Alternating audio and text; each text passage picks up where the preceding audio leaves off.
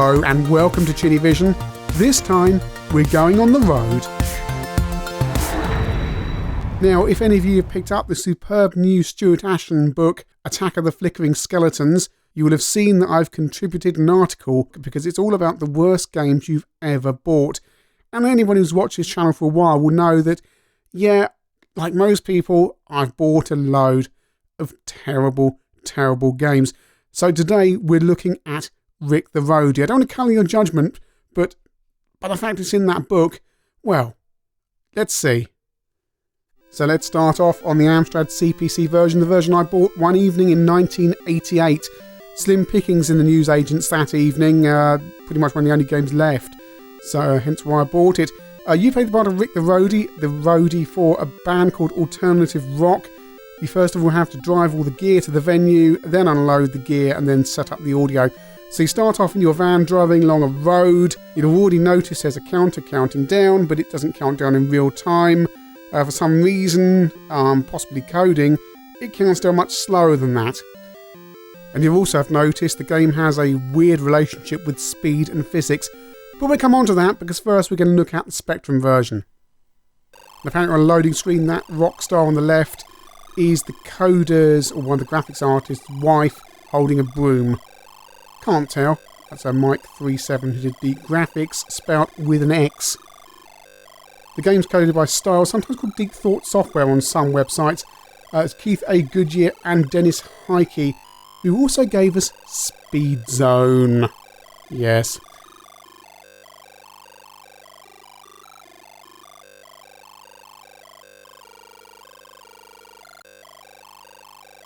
So here we go, driving along the road again on the Specky, 128 miles an hour we're going now, which seems quite fast. And it's a similar deal on the C64 version, except the vehicles are even harder to avoid. And the music, yes, it's some of the worst music you've ever heard the SID chip produce. It just seems to be random, semi-random notes, like a free-form, terribly out-of-tune jazz band performed on the SID chip. It's awful. Bit more of a turn of speed on the C64 though, but it's like driving on ice. The car flits between lanes, there's no smoothness about it. You press left, you jump a whole section to the left or right, and it's horrible. At least on the C64 the countdown is actually in real time. But it's absolutely terrible. And there's a port for the BBC Micro as well, and it shows you your controls very, very quickly before throwing you into the game. And it's even worse. It's absolutely horrible. I can't get off level 1 on the BBC Micro, and you'll see why. Because it just throws up an incredibly large amount of traffic in front of you that you either hit and you just can't control, and the physics are absolutely awful. You can't stop in time.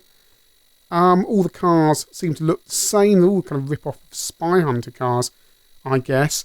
It's absolutely awful. I was looking at reviews of this, and Dave Reeder from the Micro User says, Alternative Software have released a number of games for Acorn computers in recent months. The Rik The Roadie is the best I've seen. The graphics are neat and interesting. The various sections of the game which require different playing skills are well linked by an unusual theme. I look forward to more programs of this quality from the alternative people. Graphics, 8 out of 10. Playability, 8 out of 10. Sound, 6 out of 10. Value for money, 10 out of 10. Overall, 8 out of 10. That's Dave Reeder from the Micro User. Dave, you shameful individual.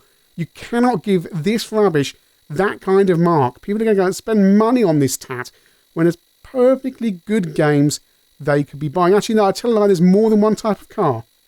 I've now seen 2 types of car. But we're back over to the Amstrad CPC, and we're at 2 minutes, 1 minute 59 shortly. Yes, there we go, 1 minute 59. And it's no fun at all when you get these cars lining up like that and you can't get past. You just cannot get past. The cars will not move. They will not go different speeds. And we're going to demonstrate that on the Specky version here. Look, 4 cars in front of me. You cannot, well, 3 cars and a bike. You can't get past. You could drive the whole 150 miles.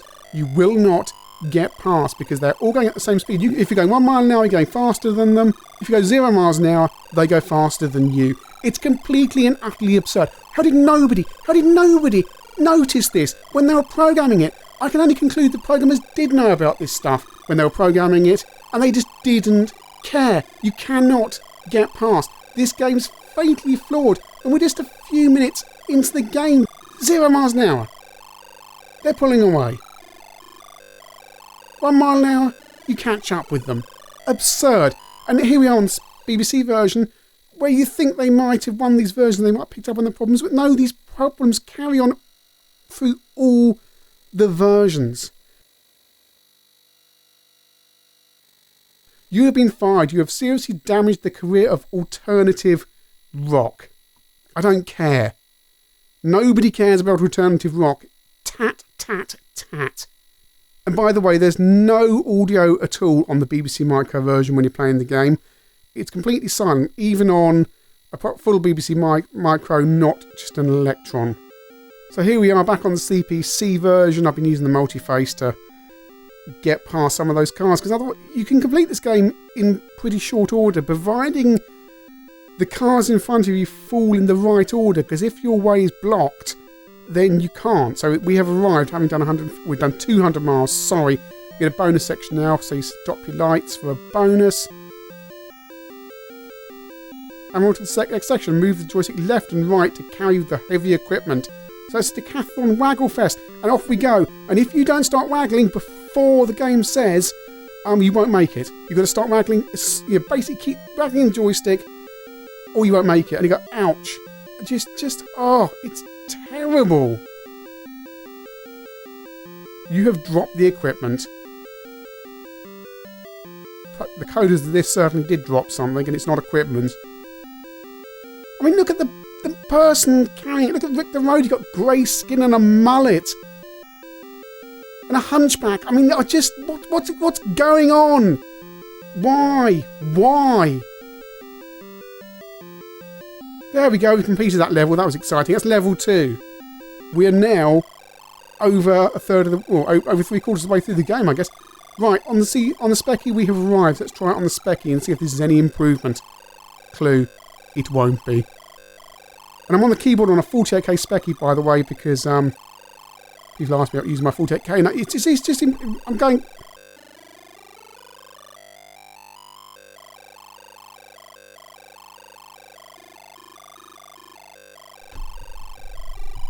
Come on. Oh, did it. Just on a 48k keyboard, this is very difficult indeed. I mean, the graphics are just as bad on the Specky, but at least it's... Oh, dear me. And what's the thing in the booth there? A cat? A walrus? What's going on? Wonder if the C64 version's any better. The music hasn't stopped, but at least it's not the same 5-second loop of music it is on the Spectrum and the Amstrad, which you hear about 300 times by my reckoning if you play the entire game. Oh, here we go. What is that? Is that walking? Do we call that walking? What is going on with his legs? Oh dear.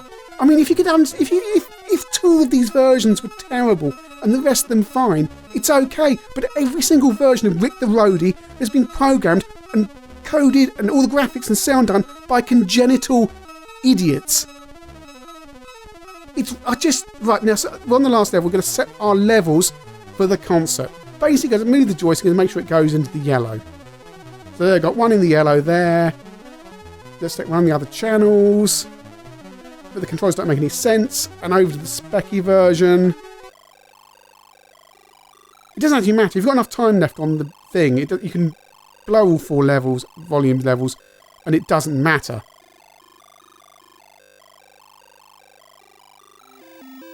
And on the Amstrad here we go again. Same rubbish. Slightly more colourful. Slightly easier to control. I've blown one already. I think I've... Oh, got it wrong. It doesn't actually matter. It doesn't matter. There you go, well done, you've made it. Alternative rocker on the ladder to stardom thanks to you, Rik The Roadie. We have completed the game, and this is the concept that apparently we're told about in the instruction that's our reward. And it plays the same loop of music again and again and again and again, and you just want to smash everything. This is utter rubbish, tat, alternative, And you get to put your high score in the high score table. And yeah, there's a load of bands listed there. And you will come pretty low down. And you'll look at the other scores and think you'd have to play Rik The Roadie for 37 years to get anywhere near the top 10. Rik The Roadie is unmitigated, lazy rubbish on every platform, on every level you can imagine. Graphics, sound, playability. It is just tat. I got this on a Friday night in 1988. I completed it that same evening and took it back the next day to saying it wouldn't load because it was so bad I couldn't bear to have it in my game collection any longer. I went and got something else instead. It's difficult to know which version to begin with.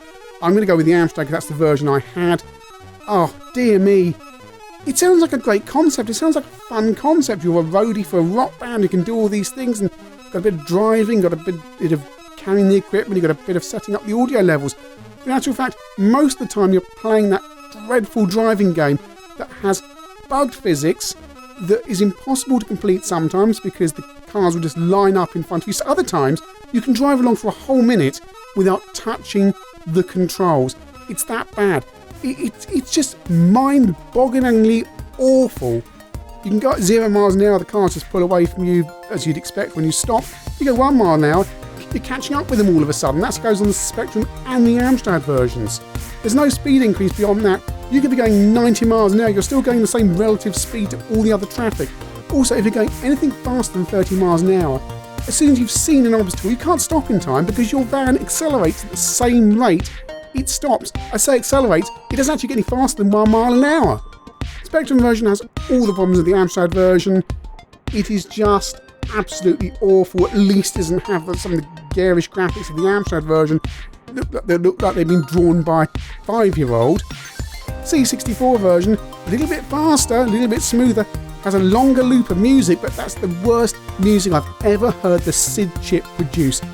Goodness me, how you hear about people making the SID chip singing, doing all these wonderful bits of music like Token 2, Monty on the Run, all these other games. This is the anti-Monty on the Run. It is absolutely, it hurts your ears.